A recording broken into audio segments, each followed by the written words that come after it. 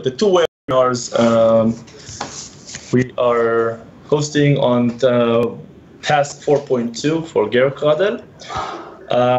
There's a small change in the agenda. We will start with the role of GEO-CRADLE and the importance of building the soil spectral libraries. It will be hosted by Professor Eyal Bendor, and then I will continue with the introduction to soil science and the basic principles of spectroscopy, and also soil spectroscopy. And we will have a short break for 5 minutes afterwards, and then Nikos from IBAC will take the lead. So I will give Professor Bendor his presentation and the microphone. And hello, everybody. Hello. Hello.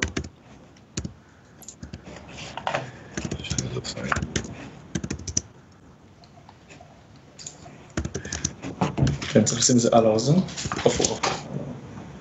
בצד הזה. השני, צד שני, צד שני. זה שתדעו לנו. זה על האוזן. אוקיי. רגע, שנייה, אני רק אעשה...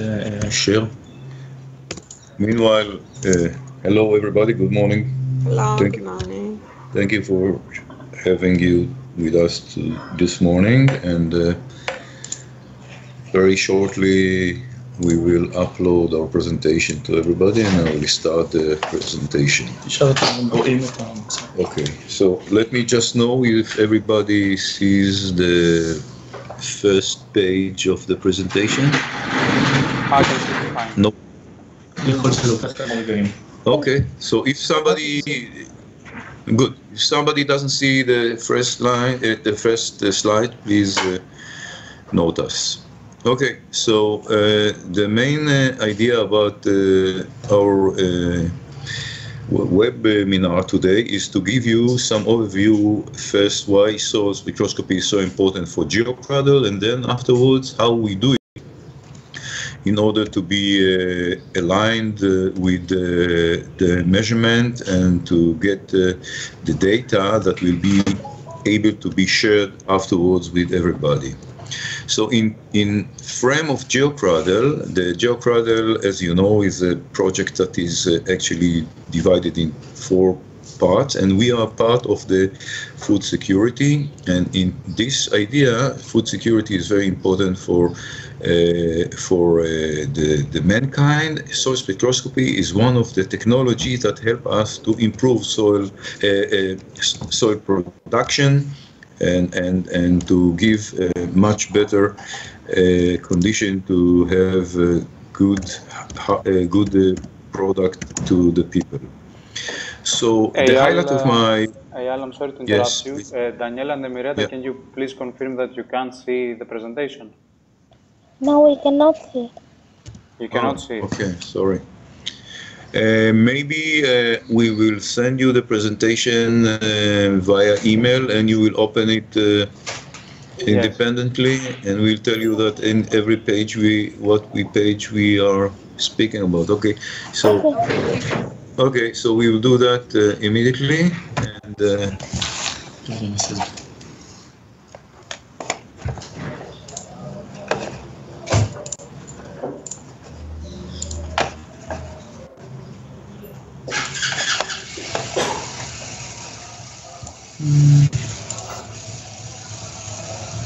שלח לו PDF, כי זה לא יגיע.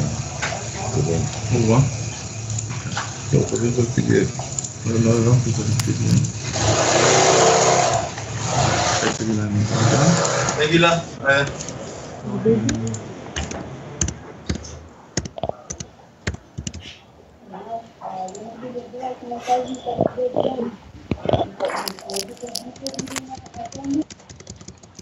האימייל שלה? לא, שנשלח לך את זה. סקאי.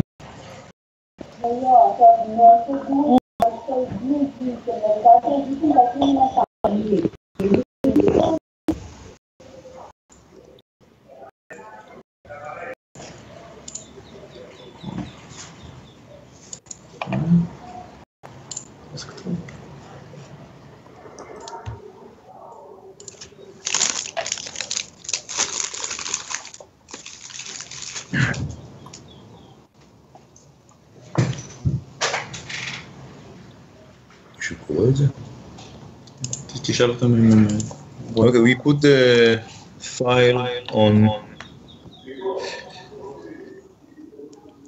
the desktop. You can download it.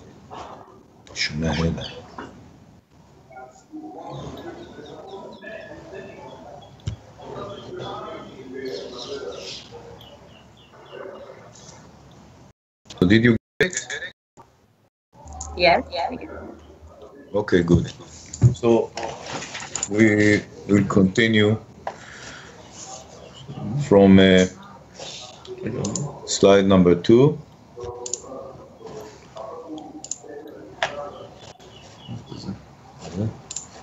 Okay, so slide number 2 shows the highlights of our webinar today from the behalf of Tao.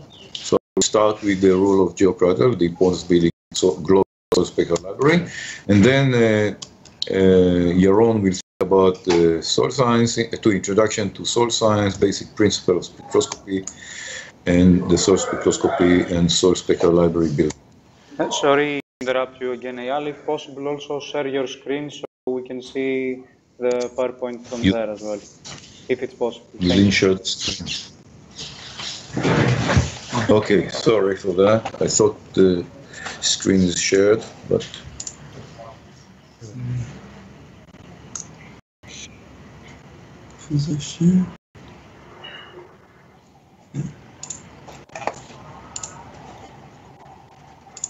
כרגע תן להם זה לקפוץ. תגיד להם שאתם רואים. okay, so again, if somebody doesn't see the screen, please let us know.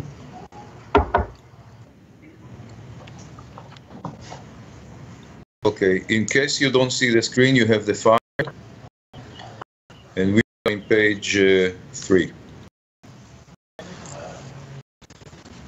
So, why Global Soil Spectral Library is so important? And the idea is that lots of spectral information is hidden in the soil spectral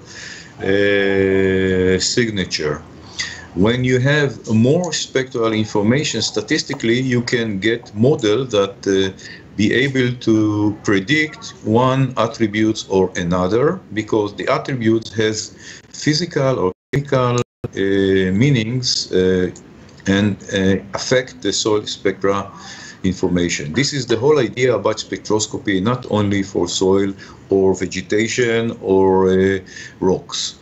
So in soil, what we are doing is gathering lots of data, and we have for this data chemical and physical attributes that are measuring in the tradition way, and we are measuring the spectral information in our way, and we try to find out the linkage between the two databases. This time, or in let's say in the past 5 years, there is a very much initiative between lots of people who are working soil spectroscopy to gather all these data set to what we call Global Soil Spectral Library. And this Global Soil Spectral Library will have hundreds of samples from everybody. So when we measure the attributes in a very standard way, we don't measure the spectral information in a standard way, and this is why we need to be very keen on to know how to build soil spectral library.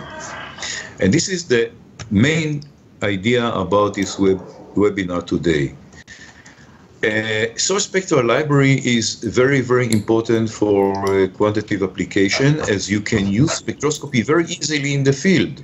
You don't have to take the sample to the laboratory, and therefore, if you have a good model, you can go to the field. And for good model, you need hundreds of samples in order to be in a way that the model is reliable, because it's all empirical models, and empirical models need statistically lots of data and lots of samples. This is why in GEO-CRADLE we are gathering together. Everybody will get some spectral information or some spectral, and we're going to have a huge spectral library that everybody can get the attributes, spectral model to attributes he wants, and can use it for his own purpose.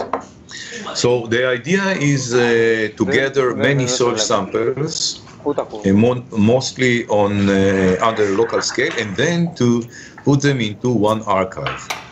And the need of regional and global scale library is essential because of that, because we cannot lean on our own spectral library variation. We have to have more samples for statistical purpose and so forth. So gathering the local and regional spectra, this is what the source spectral library is, the whole idea about 4.2 in GEO-CRADLE. And for that, we need to develop standard and protocol in order that everybody will speak the same language. And as I said in the very beginning, we found out that the source spectral library, the global spectral library exists today, is not measuring in the same standard and protocol, and therefore we have lots of error getting good model by using the global spectral library. In our shelf full with soil samples. Soil samples, and we have like metadata showing us the coordinates, shows us the metadata information, other metadata information. For instance, it was measured from the source surface, it was measured from the profile, it was measured under wet condition, and so forth. And these soil samples are sent to the laboratory for traditional chemical and physical analysis. And what we get in the end, we get a table of soil attributes with and we have to really be keen on that to get from the chemical laboratory also the standard error or the error of the measurement in the laboratory. Often, what we get from the laboratory, traditional laboratory, we get numbers and we don't pay attention to the error of the laboratory, and we just pay attention to the error of mistake. To have used one of the laboratory we lost your... analysis.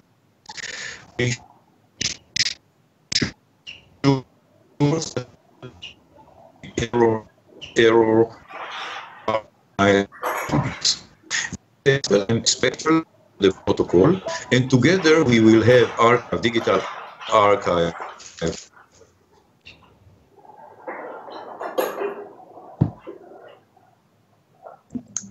Eyal, if you can please repeat the last 30 seconds of your presentation, because the connection was a bit laggy and we couldn't quite hear you. Thank you. Yes, please.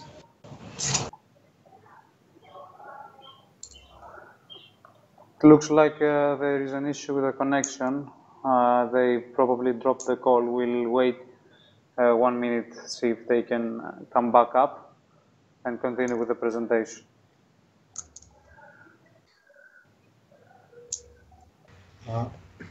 Nikos, just in order to use you are there, I would like to ask you if we are allowed to make separate folders in the Google.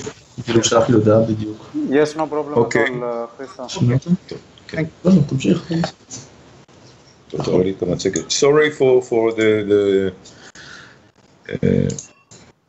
disconnection. What we will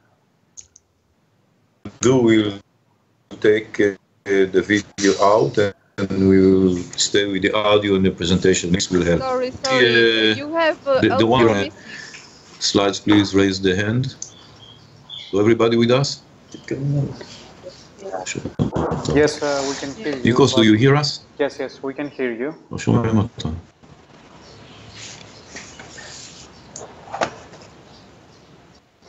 לא שומע אותו בכלל. לא.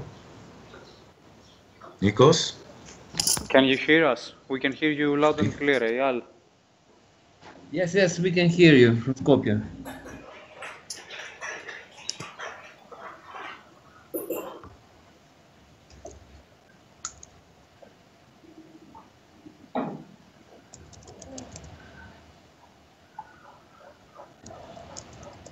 Yes, we can hear you.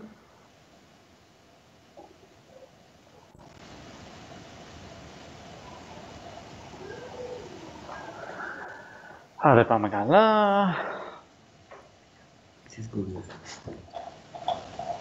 Are you still there, Eyal?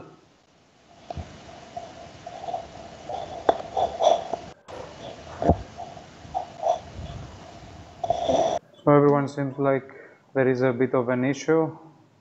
Please be patient for a little while until they can sort things out. I see now that they've dropped the call. They have flaky internet connection. Hopefully they'll manage to fix it. Thank you. Okay.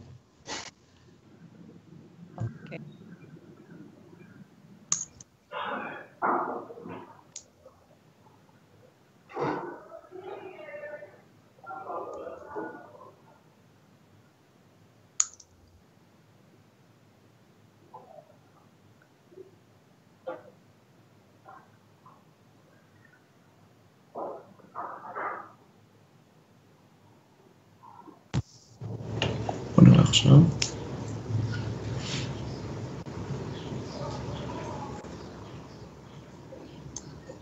Okay, we are back. Okay, Eyal, we can hear you. Can you hear us? Yes, I can hear you, Nikos, and sorry for the connection. We will continue from this point. We are in the soil spectral library, the practical structure. I think it's slide number 4. Anyway, I was speaking about how the soil library should look. So it's a sample themselves physically, also spectral is that you should be keen to get the standard error or the error of the chemical physical measurement by the wet chemical laboratory. So the whole idea is in the end to take the soil spectral library and the model that you are building based on the spectroscopy and to apply it on the hyperspectral sensors either in space or in airborne. This is the new slide number 5, I think, that shows the concept of soil mapping using soil spectral library and hyperspectral remote sensing from orbit. So as you see, this is one of the forthcoming sensor. It is Shalom from Israel and Italy. And this is the task or the product that this sensor will provide to the community.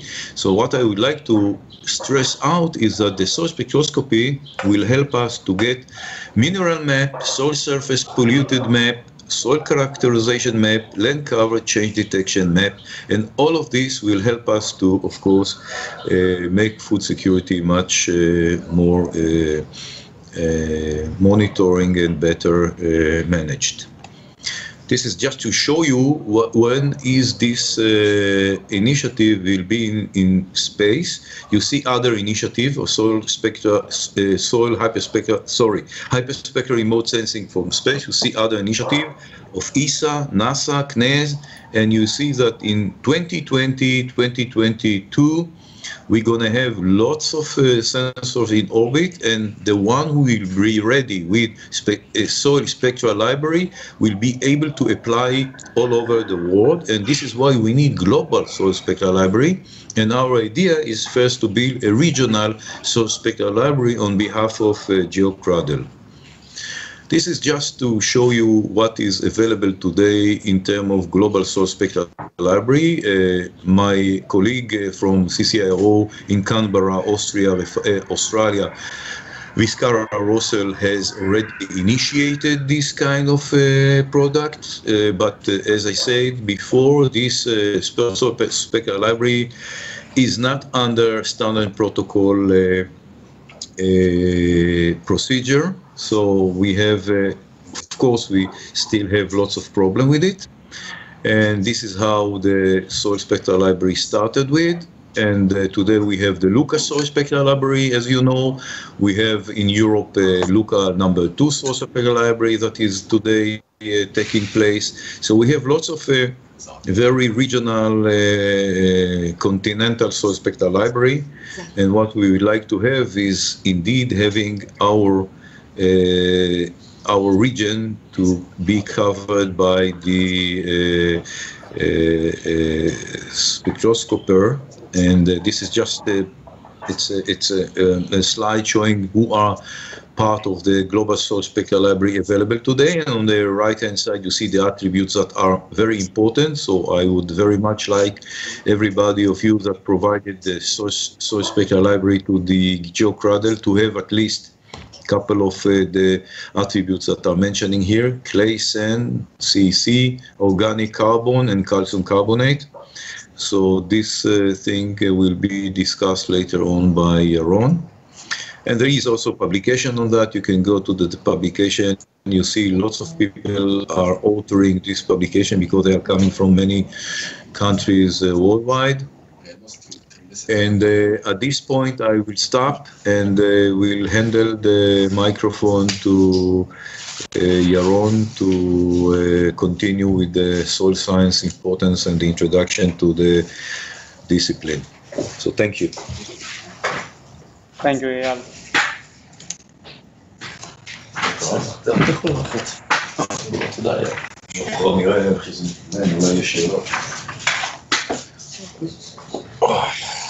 Okay, hello again, everyone.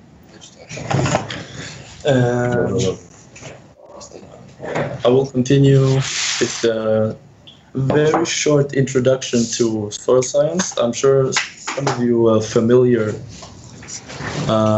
with soil science.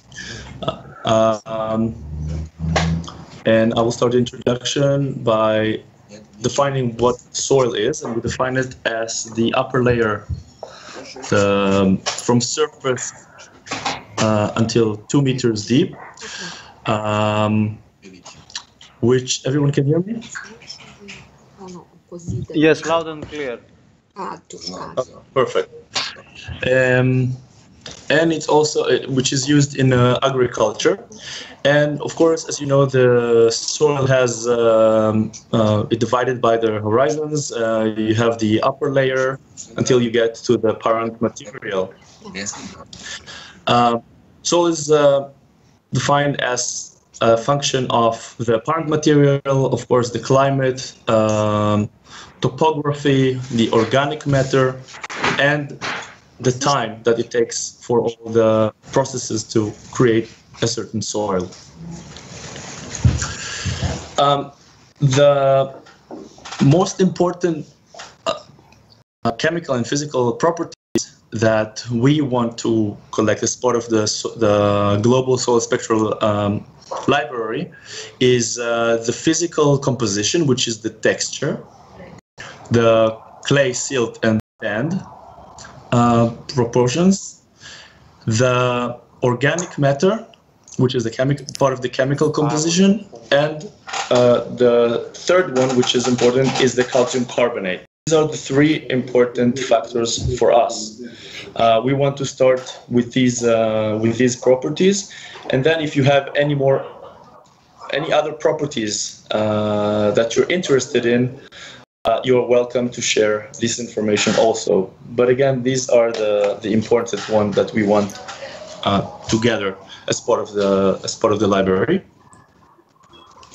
And of course, there are others like other properties like iron oxide,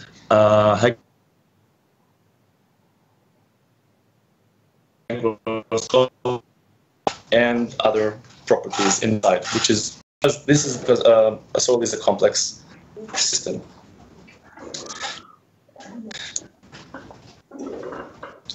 As you can see now, the presentation, the photo that I show now, is a sample of approximately between 90 to 100 soil samples in Israel.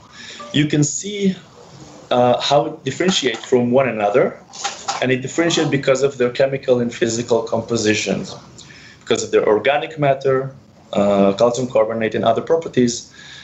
And this is very important when you collect also the samples, to see all kinds of soil types.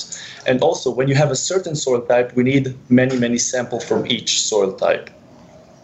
So you can see how differentiated it is by their colors.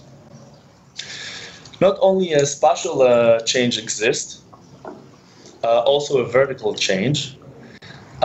This is an example of two cores taken from alluvial sedimentation. On the left, you can see electron microscope. On the left, there's a photo of it, and you can see the grain size. It's mostly clay and silt. You can see there are no change through the vertical medium. And on the right, there's a sandy soil, and you can see the changing along the core. So we have the spatial change and we have the vertical change, and both of them are very important for the soil spectral library. One of the properties which is very important is soil texture, as mentioned before. And what I want to say about the chemical and physical properties which are measured in the lab, that there are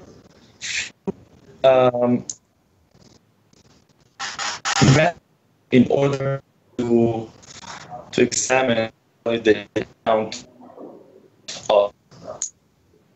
In soil texture, we have at least 3 methods: hydrometer, sieving, and laser diffraction. And each method will give a different result, which this is very important when you collect the samples. Try to keep up with the same method, try to measure with the same methods, because otherwise we cannot combine all the data together, because if someone measured with laser diffraction, we cannot combine the method, these samples with the hydrometer.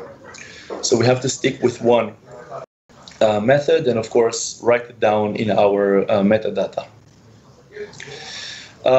Well, the importance of soil is, of course, plants grow on it. It's a habitat for animals, for plants, support life, supports the human beings for increasing the food production, and it's very essential for biosphere and for all flora and fauna in the world. It's very important, and that's the importance of soils, and that's why we have to monitor the soils. And one of the ways we can monitor is by spectroscopy. So I guess some of you are familiar with spectroscopy, and if not, this is the basic introduction for spectroscopy.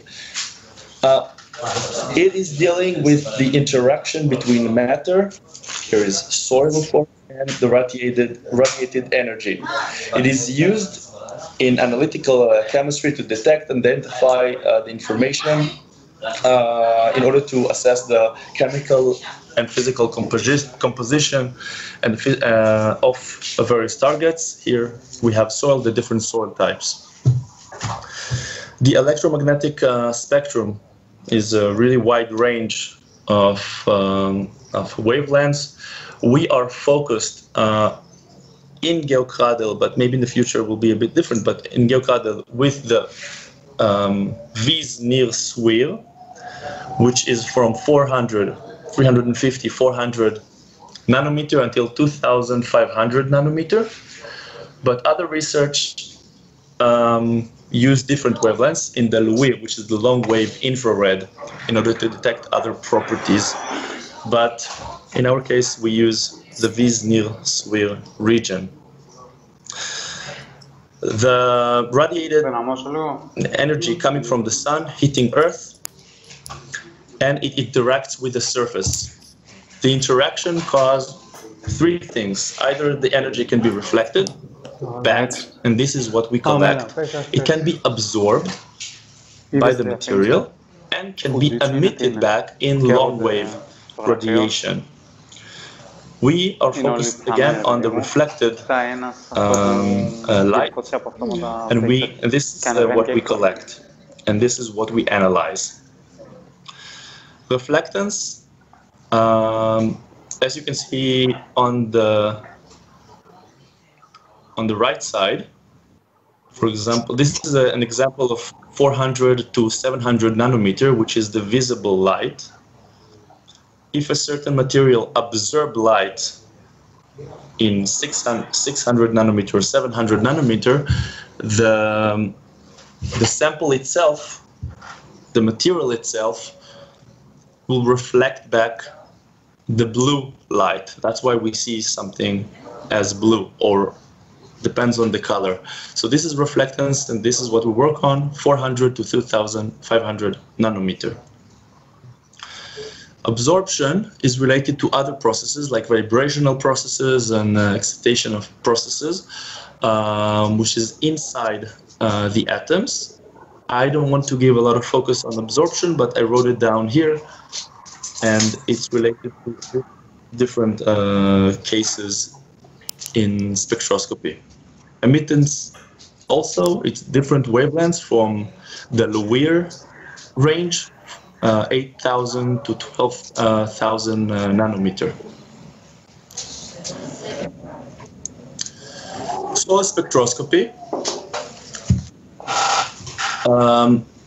If we're looking on the visible light between 400 to 700 nanometer,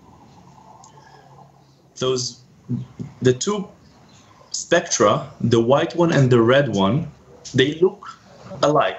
They look the same material. Only when we look on the infrared hyperspectral information, it reveals there's a difference between the two materials, and then we can detect that something happened to that soil. With our eyes, we cannot see it, only when we use hyperspectral data, and in this case, you can see the polluted soil. That's why we use, again, the hyperspectral to reveal all the information needed for us to monitor the material in question. Other areas in the spectrum can reveal the amount of iron oxides, organic matter, clay content like kaolinite, calcite, and of course water. Hygroscopic water, and each soil spectrum is the fingerprint of the combined materials inside the samples. So it's really important to gather the information in very correct and precise manner. The measurements can be done by contact. Can be done as like 1 pixel. Someone is standing with an open fiber and measure the samples from 1 meter from the surface. And it can be done also by aerial photography or satellites.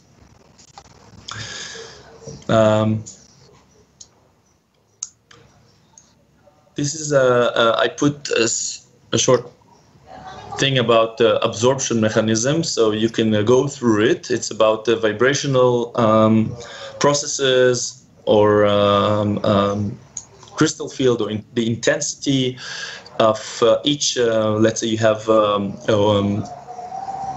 H2O, water absorptions, where it's located on the wavelengths, and if you're more interested in this, you can look at these graphs, or you can ask some questions about it, and I will answer. But this summarizes the absorption vibrational processes.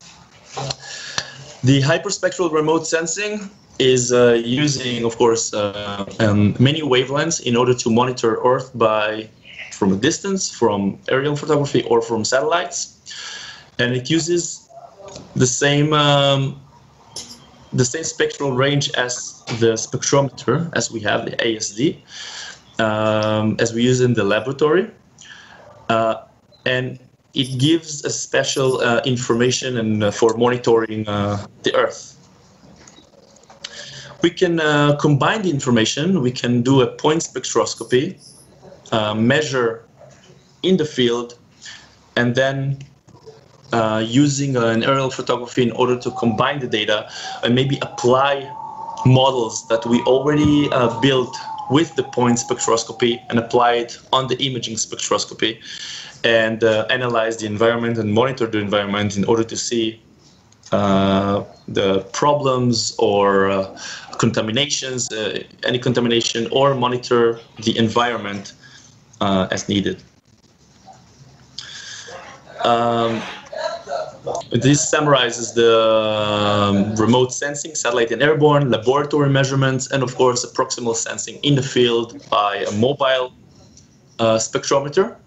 You can use either a mobile with a truck.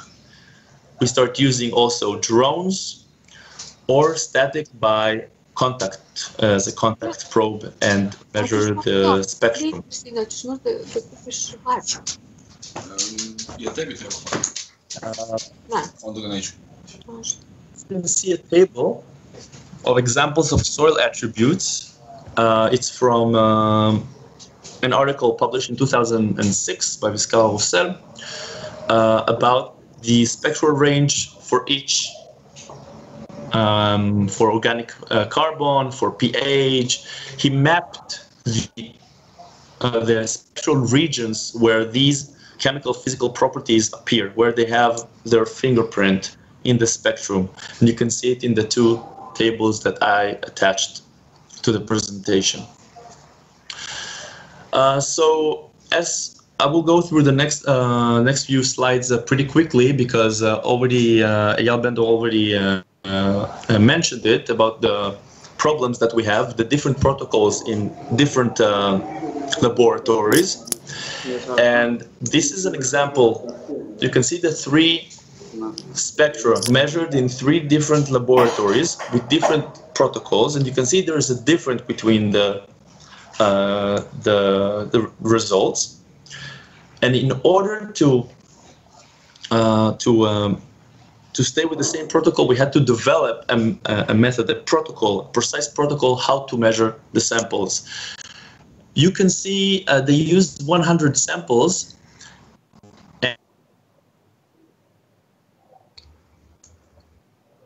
And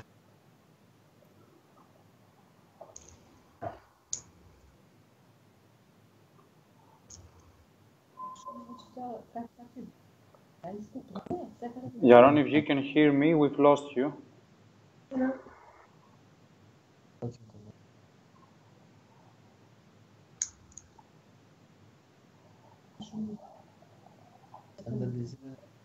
Unfortunately, it looks like Yaron has dropped again.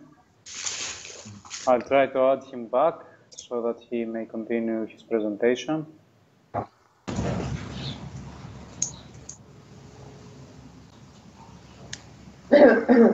I'm back. Hello. Can you hear me again? Yes, yes, we can hear you. Okay. Okay.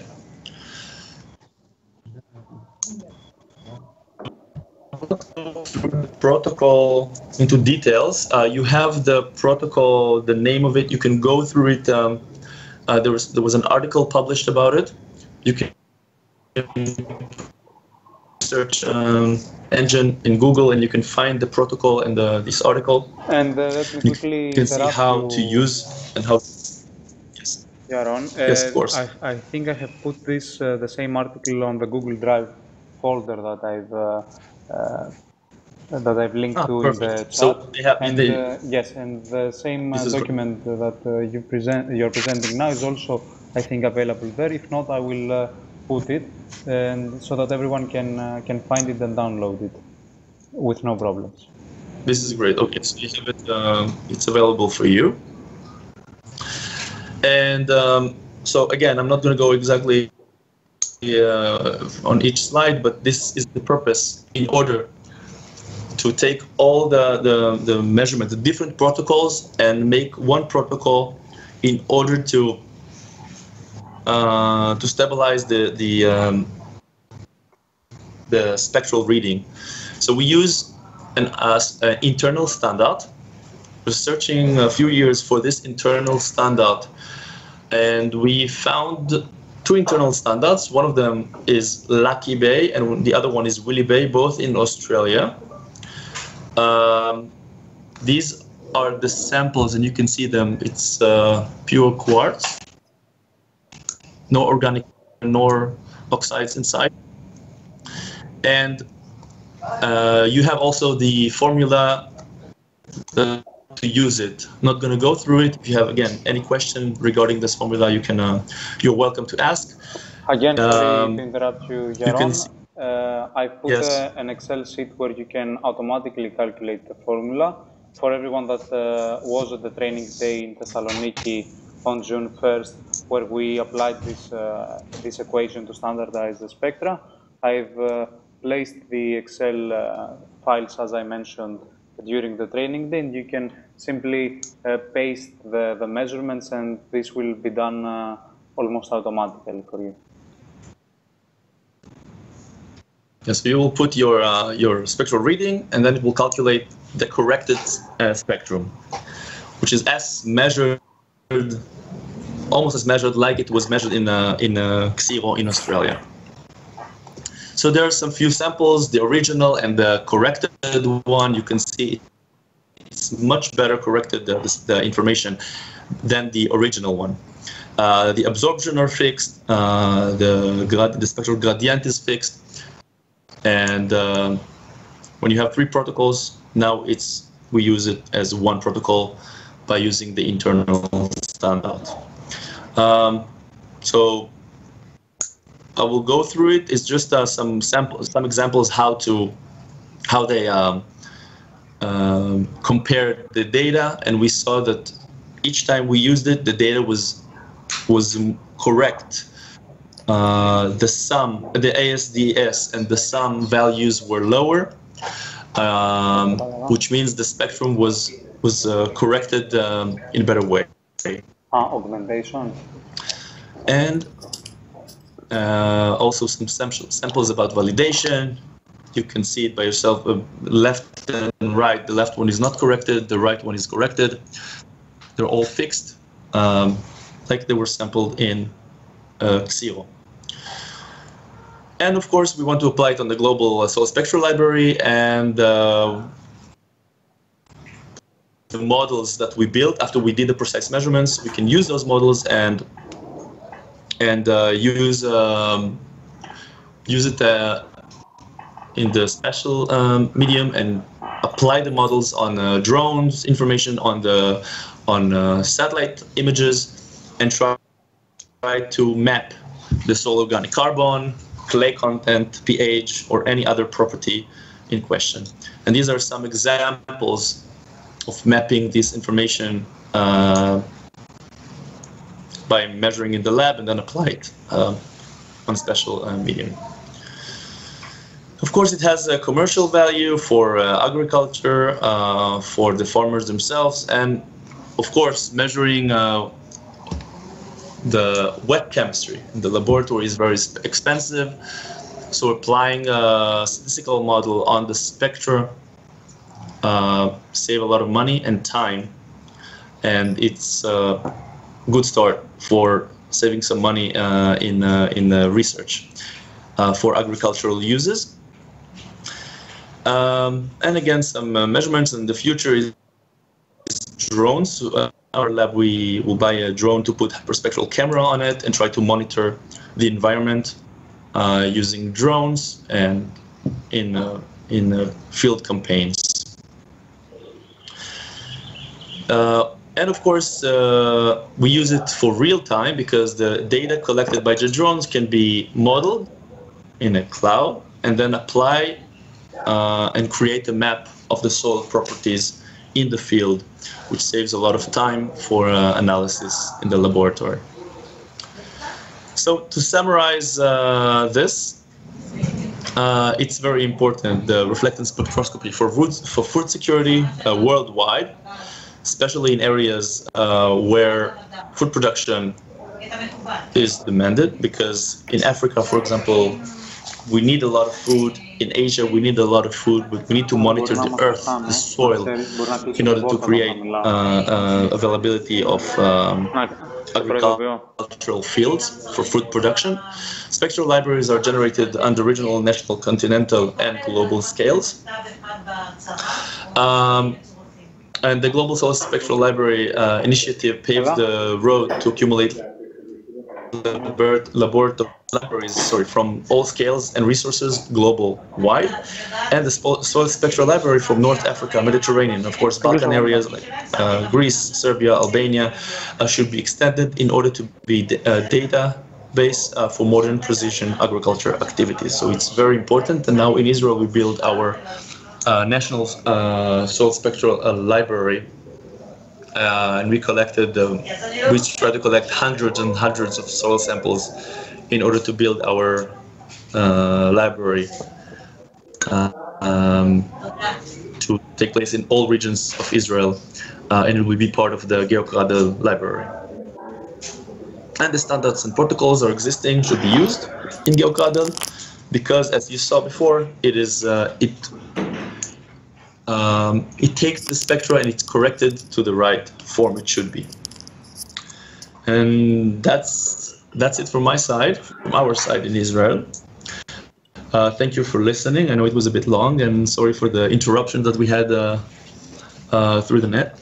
And we will take 5 minutes. Yes. Thank you very much, 5 minutes. Yaron. We will take a very short break, 5 minutes. Please don't hang up. You can simply mute your microphone, and we will be back in 5 minutes. So, and if possible, when you are back, just simply type on the chat that you are back so that we may comments. I will now stop the recording for our first part, and I will